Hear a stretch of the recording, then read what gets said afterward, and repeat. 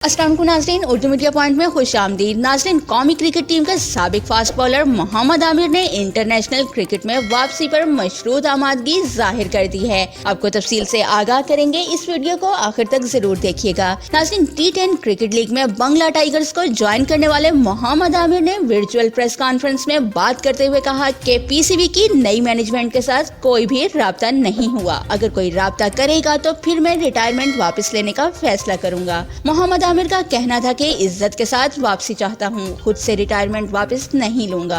Board में तब्दीली से अपना जहन नहीं बदल रहा, ऐसा नहीं चाहता कि मैं खुद वापसी का ऐलान करूं और क्रिकेट बोर्ड हुक्काम कहें कि इसको नहीं खिलाना। मोहम्मद आमिर का कहना था कि फिलहाल मैं फैमिली के साथ वक्त गुजार कर जिंदगी का भरपूर लुत्फ उठा रहा हूं और लीग क्रिकेट खेल कर एंजॉय कर रहा हूं। नाज़रीन, क्रिकेट से मुतालिक मजीद खबरों और लाइव मैचेस की अपडेट्स के लिए हमारे चैनल को सब्सक्राइब करना और बेल आइकन को प्रेस करना मत भूलिएगा।